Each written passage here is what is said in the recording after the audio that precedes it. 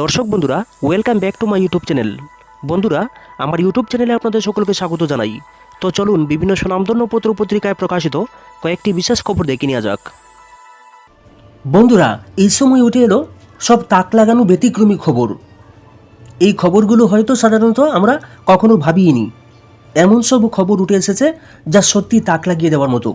তো প্রথম খবরটি যেটা উঠে এসেছে সেটা হচ্ছে এবিপি আনন্দ থেকে, এবং এখানে যেটা বলা হয়েছে, ভোটের ফল ঘোষণার পরেই বিজেপি নেতার উপর হামলা, বাড়িতে গিয়ে পাশে থাকার বার্তা দিচ্ছেন টিএমসি।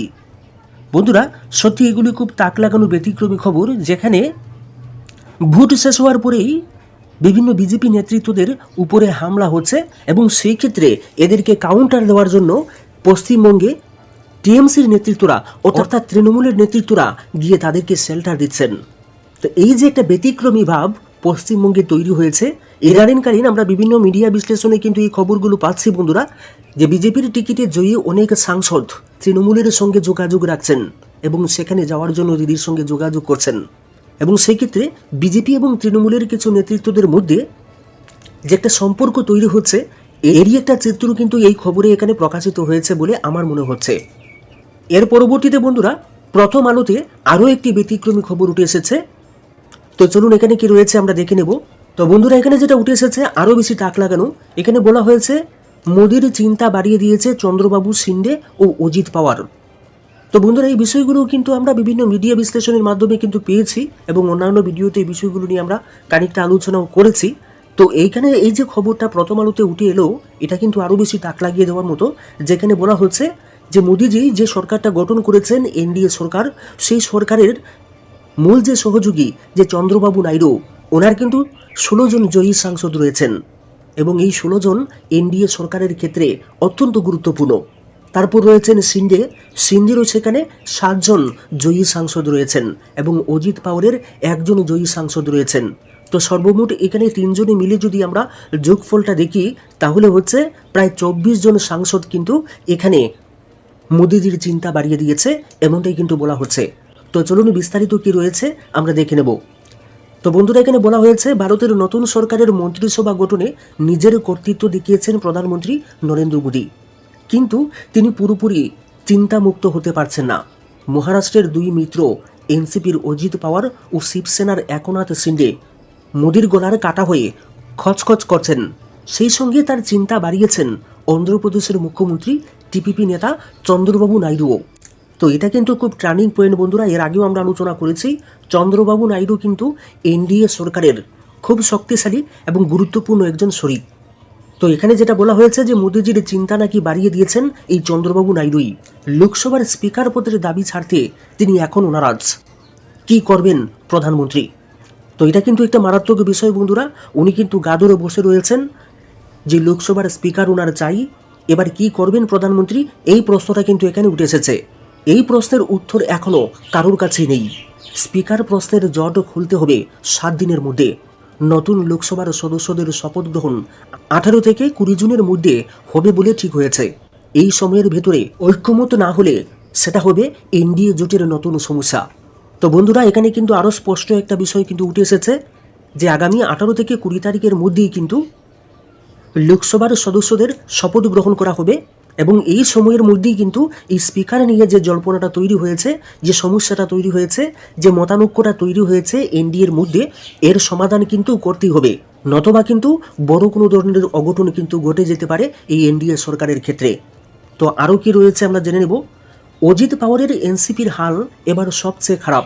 মাত্র 1টি আসনে জিতে তার দলকে সন্তুষ্ট থাকতে হয়েছে। সেই তুলনায় শিন্ডের অনুগামী সেনাদের হাল মন্দের ভালো।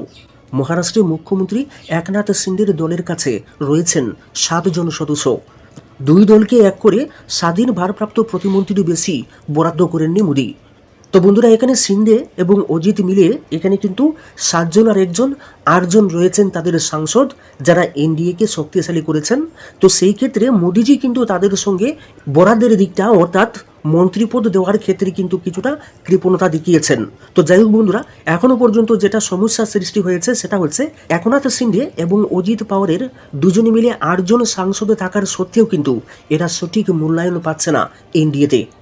এই জিনিসটা কিন্তু ইতিমধ্যে প্রমাণিত হয়ে গিয়েছে এবং অনেক ক্ষেত্রেই কিন্তু এদের যে ক্ষোভটা, এই ক্ষোভটাও কিন্তু প্রকাশিত হয়েছে। তো যাই হোক, এই খবরে কি উঠে এসেছে আমরা বিস্তারিত আরও জেনে নেব। সিন্ধে প্রতিমন্ত্রীর বরাদ্দ গ্রহণ করেছেন নিমরাজি হয়ে, অজিতের সঙ্গে প্রফুল্ল প্যাটেল প্রত্যাখ্যান করেছেন।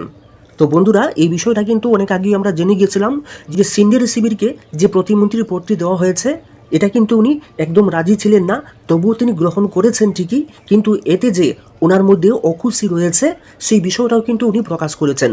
এবং অজিতের সঙ্গে প্রফুল্ল প্যাটেলকে যখন প্রতিমন্ত্রী দেওয়া হয়েছিল তখন তিনি তা সরাসরি প্রত্যাখ্যান করেছেন। তিনি বলেছেন, কেন্দ্রে পূর্ণমন্ত্রীর দায়িত্ব পালনের পর কম পদমর্যাদার কিছু গ্রহণ করা তার পক্ষে সম্ভব নয়।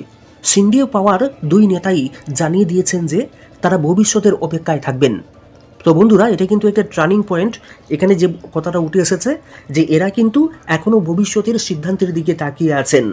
ইতিমধ্যেই কিন্তু বিভিন্ন মিডিয়া বিশ্লেষণে এই বিষয়গুলো আরও বিস্তারিতভাবে প্রকাশিত হয়েছে যে সিন্ধে এবং অজিত এরা উভয়েই কিন্তু কোনো না কোনোভাবে এনডিএর উপরে ক্ষুব্ধ হয়ে আছেন। এবং সবচেয়ে বড় যে বিষয় বিভিন্ন মিডিয়া বিশ্লেষণে প্রকাশিত হয়েছে ইতিমধ্যেই, যাদের শিবিরের যে এমএলএ এবং এমপিরা রয়েছেন, এনারা প্রত্যেকেই কিন্তু তাদের মূল যে সংগঠন ছিল বর্তমানে যেটা ইন্ডিয়া জোটের সঙ্গে রয়েছে, সেইখানেই কিন্তু ফিরে যাওয়ার জন্য তারা আগ্রহ প্রকাশ করছেন। এবং তারা অনেকেই নাকি উদ্ধব ঠাকরে এবং শরদ পাওয়ারের সঙ্গে যোগাযোগ শুরু করে দিয়েছেন। সিন্ধে তো সরাসরি প্রশ্ন তুলেছেন, বিহারের হাম নেতা জিতেন রাম মাঝি একটি আসন পেয়ে যদি পূর্ণমন্ত্রী হতে পারেন তাহলে 7টি আসন জিতে তার দলে কেন সেই সম্মান পাবে না? তো বন্ধুরা, দেখতে পাচ্ছেন আমি একটু আগে বলেছি যে সমস্ত ব্যতিক্রমী খবর কিন্তু এখানে প্রকাশিত হয়েছে। তো বিষয়টা বন্ধুরা আমরা এর আগেও আলোচনা করেছি যে এখানে বিহার থেকে জিতেন রাম মাঝি মাত্র একটি আসনে জয়ী হয়ে উনি এসেছেন, লোকসভার এমপি হয়েছেন। তো সেই ক্ষেত্রে মোদিজি কিন্তু উনাকে ওনার ক্যাবিনেটের সদস্য তৈরি করেছেন, পূর্ণমন্ত্রীর দায়িত্ব দিয়েছেন। অথচ সিন্ধে যেখানে মহারাষ্ট্র থেকে 7 জন এমপি জয়ী করে এনেছেন, সেইখানে তারকে মাত্র একজন প্রতিমন্ত্রীর পদ দেওয়া হয়েছে। সেখানে তার দলকে মাত্র একটি প্রতিমন্ত্রীর পদ দেওয়া হয়েছে। যে বিষয়টাকে উনি কিন্তু কোনোভাবেই মেনে নিতে পারছেন না। এবং ইতিমধ্যেই কিন্তু বিভিন্ন খবর প্রকাশিত হয়েছে এদের এনডিএর প্রতি যে ক্ষোভ, মোদিজির এই সিদ্ধান্তকে তারা কিন্তু কোনোভাবেই মেনে নিতে পারছেন না। মোদির চিন্তা হওয়ারই কথা, হ্যাঁ এটাই তো স্বাভাবিক।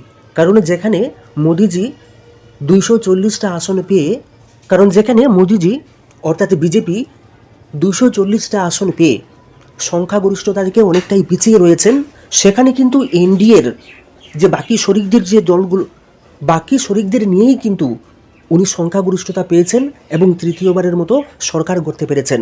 সেই ক্ষেত্রে মহারাষ্ট্রের যে 7 এবং একজন মিলে 8, এই 8 জন সাংসদের গুরুত্ব কিন্তু অপরিসীম।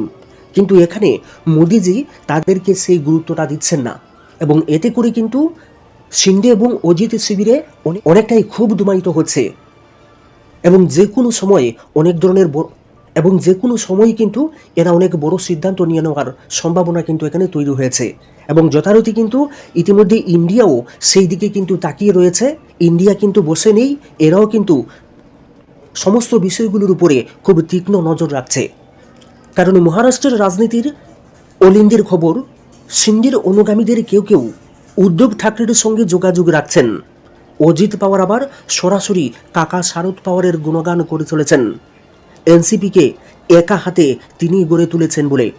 তো বন্ধুরা, দেখতে পাচ্ছেন যে বিষয়গুলো ইতিমধ্যে আমরা আলোচনা করেছি,